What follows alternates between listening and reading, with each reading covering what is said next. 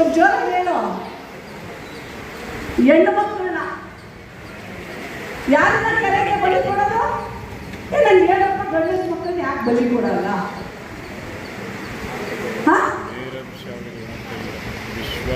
ಧ್ವನಿ ಇಲ್ಲ.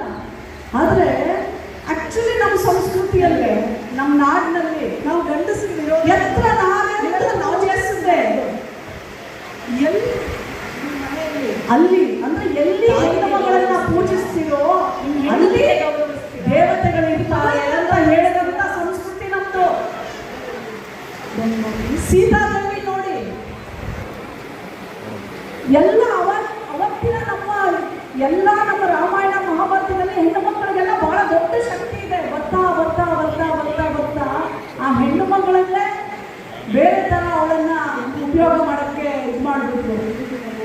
ಎಲ್ಲಿ ಹೆಣ್ಣು ಮಗಳಿಗೆ ಗೌರವಿಸ್ತಿರೋ ಅಲ್ಲಿ ದೇವರಿದ್ದಾನೆ ಅಂತ ಹೇಳ್ತಾರೆ. ಇಲ್ಲಿ ನೋಡೋಣ, ಇಷ್ಟು ಜನ ಗಂಡು ಮಕ್ಕಳು ಬಂದಿದ್ದೀರಾ, ನೀವು ಕೈ ಎತ್ತಬೇಕು ನನಗೆ. ಯಾರು ನಿಮ್ಮ ಮನೆಯಲ್ಲಿ ನಿಮ್ಮ ಹೆಂಡತಿಯನ್ನ ಗೌರವದಿಂದ ಮಾತಾಡಿಸ್ತೀರಾ, ಪ್ರೀತಿಯಿಂದ ಮಾತಾಡಿಸ್ತೀರಾ? ಮನೆಗೆ ಹೋದ್ಮೇಲೆ ನೀನು ಉಂಟಿಯನ್ನೇ, ನೀನು ಊಟ ಮಾಡಿದ್ಯೇನವಾ? ಎಷ್ಟು ಜನ ಕೇಳ್ತೀರಾ? ಕೈ ಎತ್ತಿ ನೋಡೋಣ.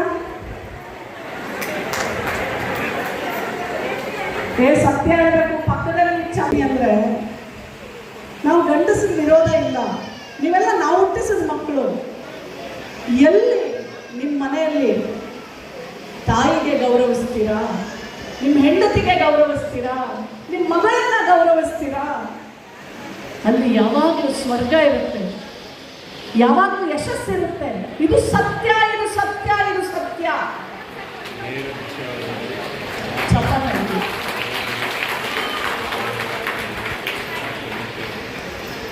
ನಮ್ಮ ತಂದೆ ಕೃಷ್ಣಪ್ಪ ಅಂತ. ಗಂಡಸ ಮಕ್ಕಳು ಎಷ್ಟು ಒಳ್ಳೆಯವರು ಇರ್ತಾರೆ ಅಂತ ನಾನು ಹೇಳಿದ್ರು, ಎಲ್ಲ ಕೆಟ್ಟವರಲ್ಲ. ನಮ್ಮೂರು ಮಾರೇನಹಳ್ಳಿ, ಬೆಂಗಳೂರು ವಿಜಯನಗರ ಮಾರೇನಹಳ್ಳಿ ನಮ್ಮೂರು.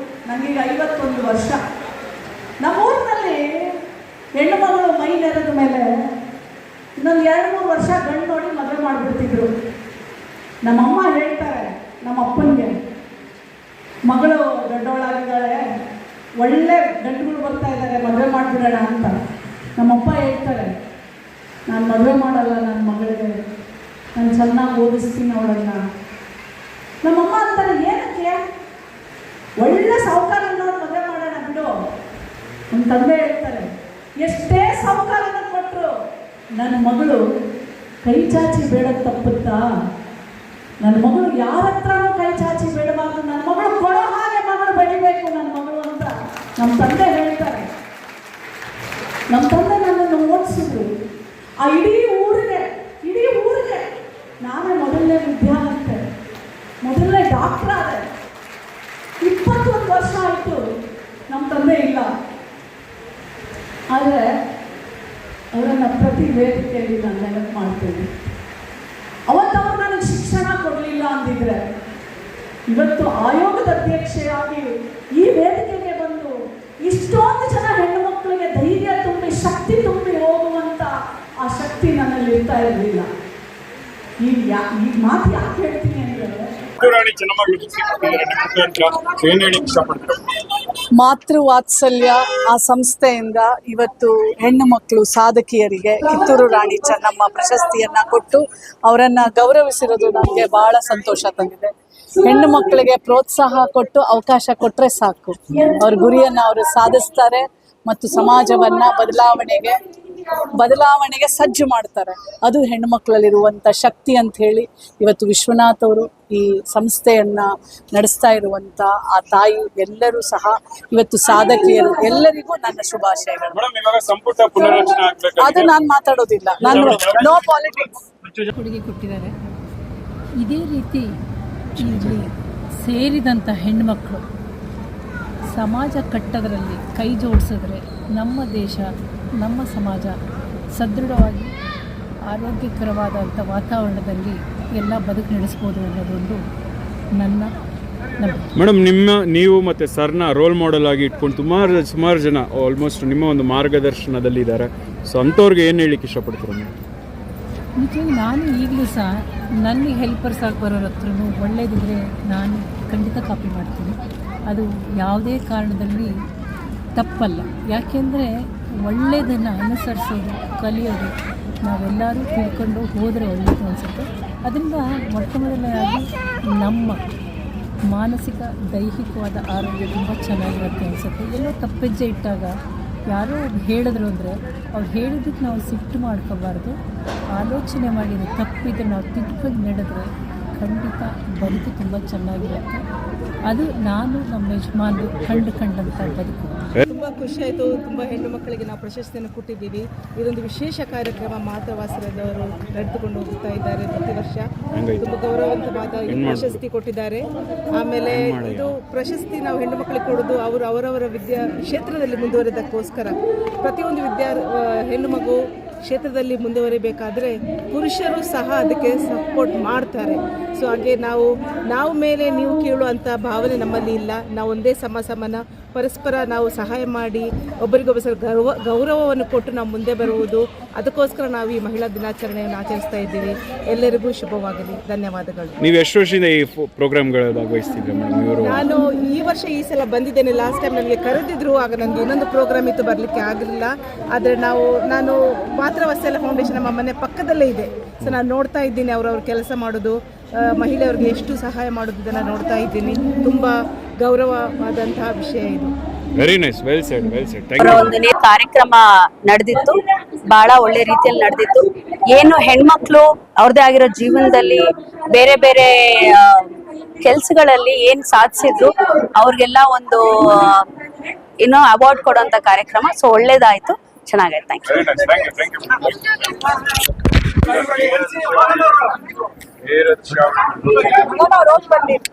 ಕರ್ನಾಟಕ ರಾಜ್ಯ ಮಹಿಳಾ ಆಯೋಗದ ವಿಶ್ವ ಮಹಿಳಾ ದಿನಾಚರಣೆ ಕಾರ್ಯಕ್ರಮವನ್ನು ನಮ್ಮ ಬನ್ನೇರುಘಟ್ಟದ ಶ್ರೀ ರಂಗನಾಥ ಕಲ್ಯಾಣ ಮಂಟಪದಲ್ಲಿ ಆಯೋಜನೆ ಮಾಡಲಾಗಿತ್ತು.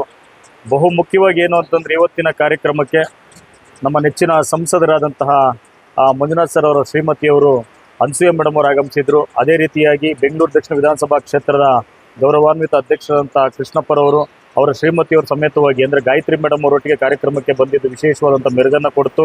ಇದರ ಜೊತೆಯಲ್ಲಿ ಕರ್ನಾಟಕ ರಾಜ್ಯ ಮಹಿಳಾ ಆಯೋಗದ ಅಧ್ಯಕ್ಷರು, ಇವತ್ತಿನ ಮಹಿಳೆಯರಿಗೆ ಸ್ಫೂರ್ತಿದಾಯಕ ಆಗಿರ್ತಕ್ಕಂಥ ಡಾಕ್ಟರ್ ನಾಗಲಕ್ಷ್ಮಿ ಚೌಧರಿ ಅವರು ಕೂಡ ಆಗಮಿಸಿರ್ತಕ್ಕಂಥದ್ದು ಬಹಳ ಹೆಮ್ಮೆಯ ವಿಚಾರವಾಗಿತ್ತು. ಅದೇ ರೀತಿಯಾಗಿ ನಮ್ಮ ತಿಲಕ್ ನಗರ ಪೊಲೀಸ್ ಠಾಣೆಯ ಆರಕ್ಷಕ ನಿರೀಕ್ಷಕರಾದಂಥ ವಿಶ್ವನಾಥ್ ಸರ್ ಅವರು, ಮಾತೃವಾತ್ಸಲ್ಯ ಫೌಂಡೇಶನ್ ಅಧ್ಯಕ್ಷರಾದಂಥ ರಾಮಚಂದ್ರಪ್ಪ ಅವರು, ಖಜಾಂಚಿಗಳಾದಂಥ ಅನ್ನಪೂರ್ಣ ಮೇಡಮ್ ಅವರು, ವಿಶೇಷವಾಗಿ ಇನ್ನೂ ಸಾಕಷ್ಟು ಜನ ಅತಿಥಿಗಳು ನಮ್ಮ ದೀಪಿಕಾ ರೆಡ್ಡಿ ಅವರು, ಮತ್ತು ನಾಗವೇಣಿ ಅವರು, ಮಮತಾ ಯಜಮಾನ್ ಅವರು, ನಮ್ಮ ಜಯಲಕ್ಷ್ಮಿ ಮೇಡಮ್ ಅವರು, ಕವಿತಾ ಮೇಡಮ್ ಅವರು ಎಲ್ಲರೂ ಕೂಡ ಭಾಗವಹಿಸಿದರು. ಬಹುಮುಖ್ಯವಾಗಿ ಕರ್ನಾಟಕ ರಾಜ್ಯದ 31 ಜಿಲ್ಲೆಯಲ್ಲೂ ಕೂಡ ಸೂಕ್ತವಾದಂಥ ಸಮೀಕ್ಷೆಯೊಂದಿಗೆ ಬಹಳ ಉತ್ತಮವಾದಂಥ ಸಾಧಕಿಯರನ್ನ 10 ಜನರಿಗೆ ಕಿತ್ತೂರು ರಾಣಿ ಚೆನ್ನಮ್ಮ ಪ್ರಶಸ್ತಿಯನ್ನು ಕೊಡೋದ್ರ ಮುಖಾಂತರವಾಗಿ ಮಹಿಳಾ ದಿನಾಚರಣೆಗೆ ವಿಶೇಷವಾದಂಥ ಅರ್ಥವನ್ನು ಕೊಡಲಾಗಿದೆ. ನಾವು ಈ ಸಂದರ್ಭದಲ್ಲಿ ಹೇಳ್ತಕ್ಕಂಥದ್ದು ಒಂದೇ, ಯಾವುದೇ ಸಂಘ ಸಂಸ್ಥೆಗಳಾಗಲಿ ಯಾರೇ ಆಗಲಿ ಹೆಣ್ಣನ್ನು ಗೌರವಿಸ್ತಕ್ಕಂಥದ್ದು ನಮ್ಮ ಧರ್ಮ, ಹೆಣ್ಣನ್ನು ಪೂಜಿಸ್ತಕ್ಕಂಥದ್ದು ನಮ್ಮ ಕರ್ತವ್ಯ, ಹೆಣ್ಣು ಮಕ್ಕಳನ್ನ ರಕ್ಷಣೆ ಮಾಡಬೇಕಾದ್ದು ಪ್ರತಿಯೊಬ್ಬರ ಆದ್ಯ ಕರ್ತವ್ಯ ಅಂತ ಈ ಕಾರ್ಯಕ್ರಮದ ಉದ್ದೇಶ ಆಗಿತ್ತು. ಟೀಕೆಗಳು ಸಾಯುತ್ತವೆ, ಕೆಲಸಗಳು ಉಳಿಯುತ್ತವೆ, ಪ್ರತಿಯೊಬ್ಬರೂ ಕೂಡ ಬದುಕಿರುವಷ್ಟು ದಿನ ಒಳ್ಳೆಯ ಕೆಲಸದಲ್ಲಿ ತೊಡಗಬೇಕು ಅಂತಕ್ಕಂಥ ಉದ್ದೇಶದಲ್ಲಿ ಮಾತೃವಾತ್ಸಲ್ಯ ಫೌಂಡೇಶನ್ ಈ ಒಂದು ಸಮಾಜಮುಖಿ ಕಾರ್ಯಕ್ರಮಗಳನ್ನು ಆಯೋಜನೆ ಮಾಡ್ತಾ ಇದೆ. ಈ ಕಾರ್ಯಕ್ರಮಕ್ಕೆ ಪ್ರತ್ಯಕ್ಷವಾಗಿ ಪರೋಕ್ಷವಾಗಿ ಸಹಕಾರ ನೀಡಿದಂತಹ ಎಲ್ಲ ಮಹನೀಯರಿಗೂ ಕೂಡ ಹೃದಯಪೂರ್ವಕವಾಗಿ ಧನ್ಯವಾದಗಳನ್ನು ಸಲ್ಲಿಸ್ತಾ ಇದ್ದೀವಿ. ಎಲ್ರಿಗೂ ಒಳ್ಳೆಯದಾಗಲಿ. ನಮಸ್ಕಾರ. ಅದಕ್ಕೆ ಎಲ್ರಿಗೂ ಅಭಿನಂದನೆಗಳನ್ನು ಹೇಳ್ತಾ ಇದ್ದೀವಿ.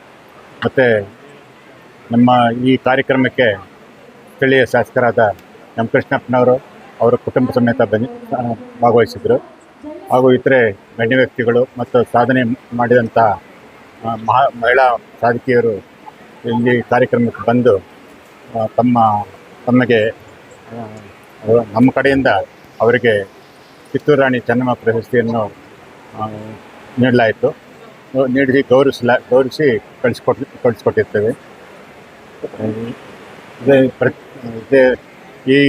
ಇದೇ ಸಂಸ್ಥೆಯಿಂದ ಮನರಂಜನೆಯ ಕಾರ್ಯಕ್ರಮವಾಗಿ ನಮ್ಮ ಗ್ರಾಮದ ಮಕ್ಕಳಿಂದ ಕೋಲಾಟ ಕಾರ್ಯಕ್ರಮವನ್ನು ಸಹ ಆಯೋಜಿಸಲಾಗಿತ್ತು. ಅದು ತುಂಬ ಚೆನ್ನಾಗಿ ಮೂಡಿಬಂದಿತ್ತು.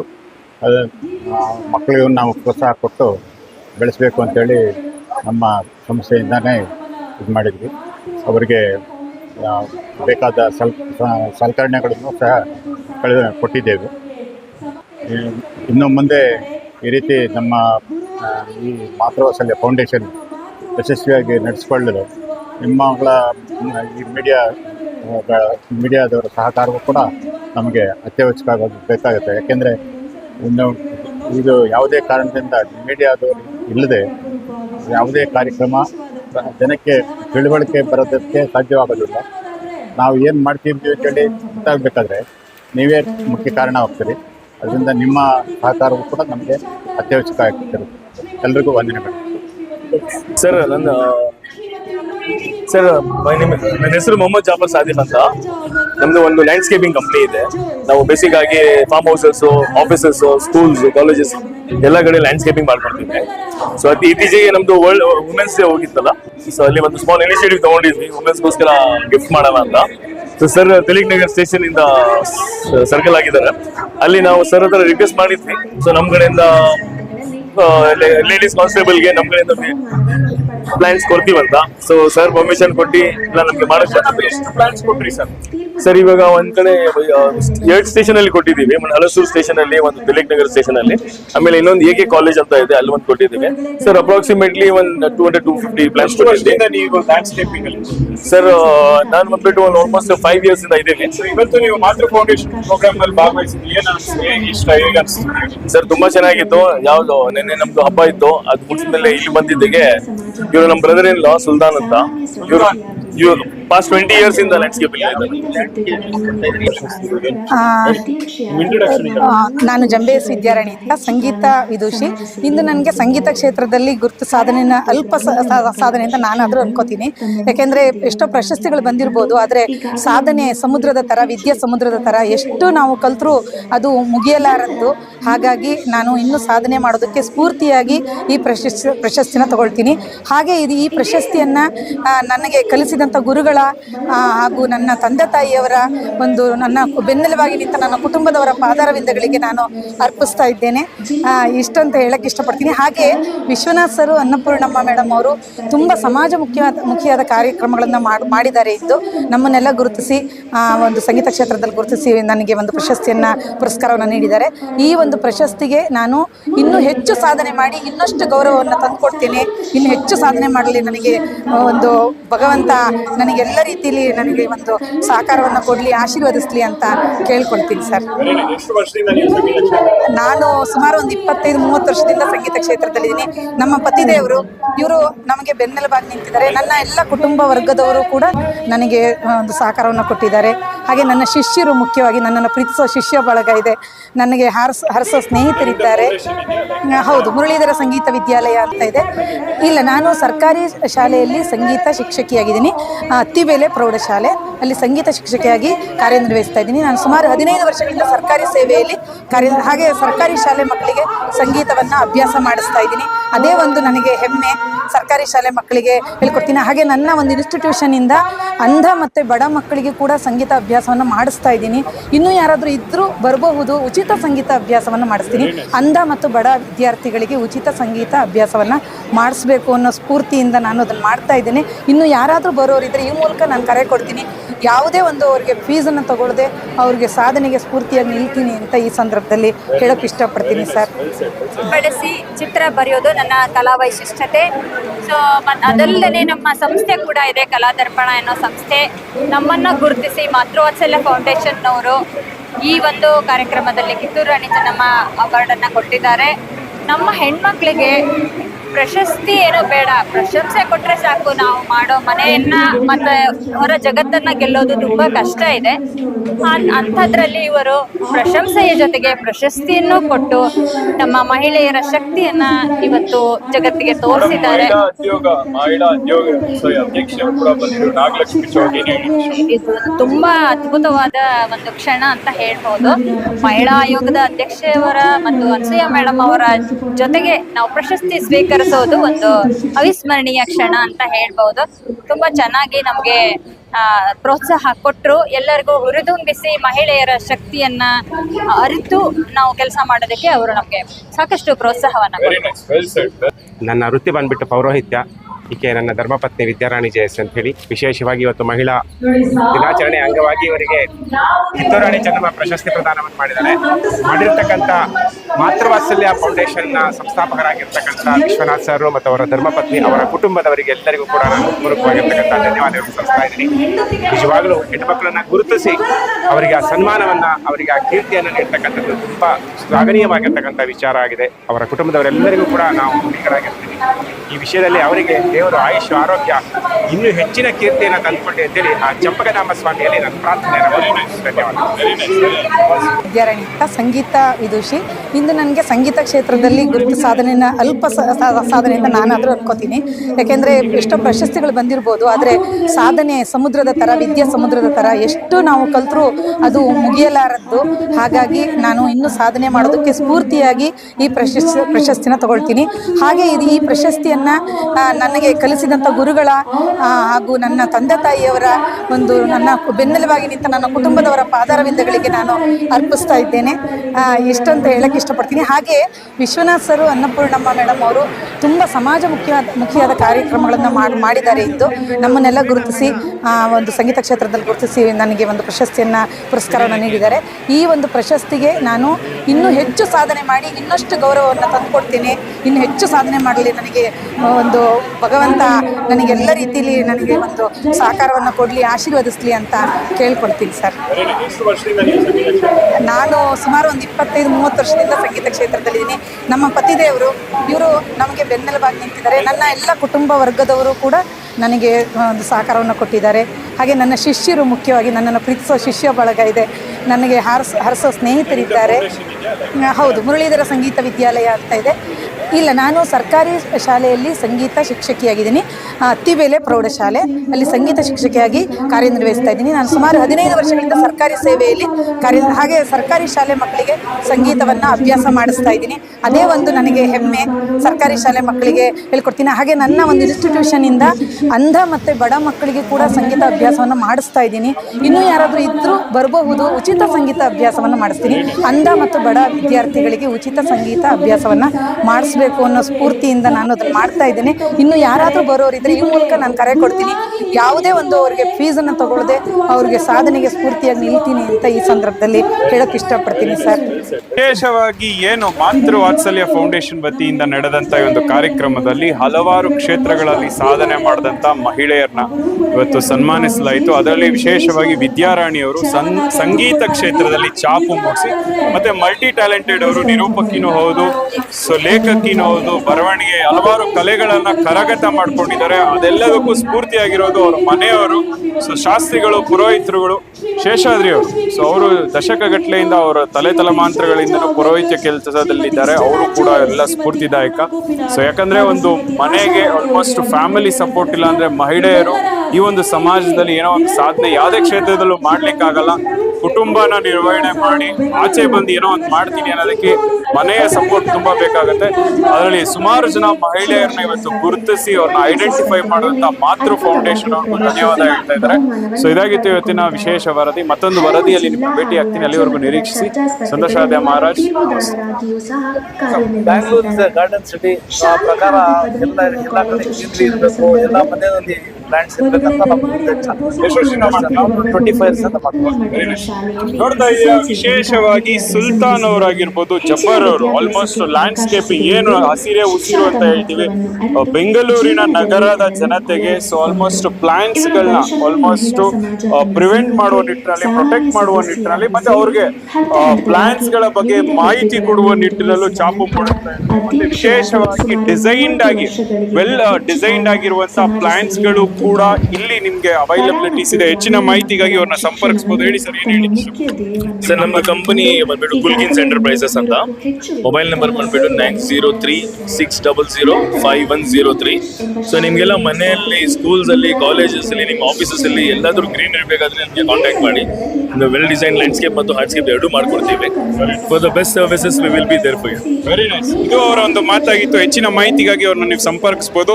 ವಿಶೇಷವಾಗಿ ಬೆಂಗಳೂರಿನ ಮಹಾನಗರದ ಜನತೆ ಆಲ್ಮೋಸ್ಟ್ ಆಫೀಸಸ್, ಕಮರ್ಷಿಯಲ್ ಮತ್ತೆ ಮನೆಗಳಲ್ಲಿ ಎಲ್ಲ ಕಡೆನೂ ಹಸಿರೇ ಉಸಿರು ಅಂತ ನಾವೇನು ಹೇಳ್ತೀವಿ. ಸೊ ಎನ್ವಿರಾನ್ಮೆಂಟ್ ನ ಪ್ರಿವೆಂಟ್ ಮಾಡೋ ನಿಟ್ಟಿನಲ್ಲಿ ಪ್ರೊಟೆಕ್ಟ್ ಮಾಡಬೇಕು. ಈ ಒಂದು ಪೊಲ್ಯೂಟೆಡ್ ಸಿಟಿಯಲ್ಲಿ ಆಲ್ಮೋಸ್ಟ್ ಪೊಲ್ಯೂಷನ್ ಜಾಸ್ತಿ ಇದೆ, ಓಝೋನ್ ಲೇಯರ್ ಡ್ಯಾಮೇಜ್ ಆಗ್ತಾ ಇದೆ. ಹಾಗಾಗಿ ಹೆಚ್ಚಿನ ಒಂದು ಗಿಡಗಳನ್ನ ನೆಡಬೇಕು, ಪ್ರಾಣಿ ಪಕ್ಷಿಗಳಿಗೆ ಊಟ ಹಾಕಬೇಕು, ಪ್ರಾಣಿ ಪಕ್ಷಿಗಳ ಮೇಲೆ ದಯೆ ಇರಬೇಕು. ಸೊ ಸೋಷಿಯಲ್ ಅವೇರ್ನೆಸ್ ನ ಕ್ರಿಯೇಟ್ ಮಾಡುವ ನಿಟ್ಟಿನಲ್ಲಿ ಇವರೆಲ್ಲರ ತಂಡದವರು ಛಾಪು ಮೂಡಿಸ್ತಾ ಇದ್ದಾರೆ. ದಶಕಗಟ್ಟಲೆಯಿಂದ ಒಳ್ಳೆ ಸೋಷಿಯಲ್ ಸರ್ವಿಸ್ ಮಾಡುವ ನಿಟ್ಟಿನಲ್ಲಿ ಇವತ್ತು ಇವರು ಸಹ ಈ ಒಂದು ಮಾತೃ ವಾತ್ಸಲ್ಯ ಫೌಂಡೇಶನ್ ಕಾರ್ಯಕ್ರಮದಲ್ಲಿ ಭಾಗವಹಿಸಿದ್ದು ವಿಶೇಷ. ನಿನ್ನೆ ತಾನೇ ರಂಜಾನ್ ಹಬ್ಬದ ಶುಭಾಶಯ ತಿಳಿಸಿ ಆಲ್ಮೋಸ್ಟ್ ಜನತೆಗೆ ಶುಭಾಶಯ ಕೋರಲಾಗಿತ್ತು. ಅದೇ ತರ ಇವತ್ತಿನ ಕಾರ್ಯಕ್ರಮದಲ್ಲಿ ಇವರೆಲ್ಲರೂ ಭಾಗವಹಿಸಿದ್ರು. ಇದಾಗಿತ್ತು ಇವತ್ತಿನ ವಿಶೇಷ ವರದಿ. ಮತ್ತೊಂದು ಸಂಚಿಕೆಯಲ್ಲಿ ನಿಮ್ಮನ್ನು ಭೇಟಿ ಮಾಡ್ತೇನೆ. ಅಲ್ಲಿವರೆಗೂ ನಿರೀಕ್ಷಿಸಿ. ನಮಸ್ತೆ.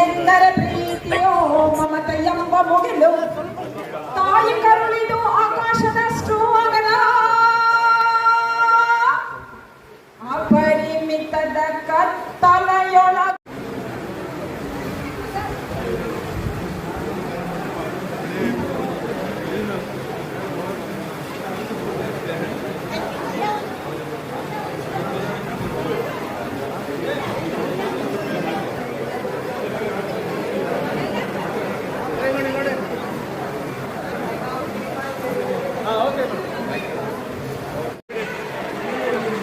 ಧನ್ಯವಾದಗಳು.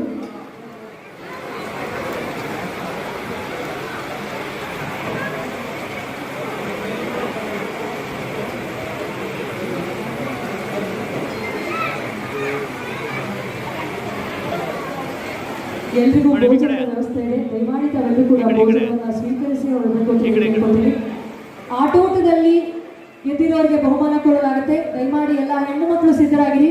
ಆಟೋಟದ ಸ್ಪರ್ಧೆಯನ್ನು ನಡೆಸಲಾಗುತ್ತದೆ. ಅಂತ APJ ಅಬ್ದುಲ್ ಕಲಾಂ ಅವರು ಹೇಳಿದ್ದಾರೆ. ಶಿಕ್ಷಣ ತಜ್ಞೆಯಾಗಿ, ಪ್ರಾಂಶುಪಾಲರಾಗಿ ಮುಂದಿನ ಪ್ರಶಸ್ತಿ ಪುರಸ್ಕೃತರು ಡಾಕ್ಟರ್ ಮನಿಲಾ ಕಾರ್ವೋಲೋ, ಪ್ರಾಂಶುಪಾಲರು DPS ಶಾಲೆ ಮತ್ತು ಶಿಕ್ಷಣ. ಮಕ್ಕಳ ಹೈಯರ್ ಎಜುಕೇಷನ್, ಮಗಳ ಮದುವೆ, ಕನಸಿನ ಸ್ವಂತ ಮನೆ, ಇದಕ್ಕೆಲ್ಲ ಹೆಂಗೆ ಹಣ ಹೊಂದಿಸ್ಬೇಕಂತ ಟೆನ್ಷನಲ್ಲಿ ಇದ್ದೀರಾ? ಇರೋ ಚಿನ್ನನ ಅಡ ಬಿಟ್ರೆ ಬಡ್ಡಿ ಮೇಲೆ ಬಡ್ಡಿ ಕಟ್ಟಬೇಕು. ಮಾರಿಬಿಡೋಣ ಅಂದ್ರೆ ಅರ್ಧಕ್ಕರ್ಧ ಕೇಳ್ತಾರಂತ ಆತಂಕದಲ್ಲಿದ್ದೀರಾ? ಟೆನ್ಷನ್ ಬಿಡಿ. ನೀವು ಅಡವಿಟ್ಟ ಚಿನ್ನವನ್ನ ಬಿಡಿಸಿ ನಿಮ್ಮಲ್ಲಿರೋ ಹಳೆ ಚಿನ್ನವನ್ನ ಇಂದಿನ ಆನ್ಲೈನ್ ರೇಟಿಗೆ ಕೊಂಡುಕೊಂಡು ತಕ್ಷಣ ನಿಮಗೆ ಬಾಕಿ ಹಣ ಕೊಡ್ತೀವಿ. ಕೋಟ್ಯಾಂತರ ಜನರ ಆತ್ಮವಿಶ್ವಾಸ ಹಿಂದೂಸ್ತಾನ್ ಗೋಲ್ಡ್ ಕಂಪನಿ. ಇದು ನಮ್ಮೆಲ್ಲರ ಕಂಪನಿ.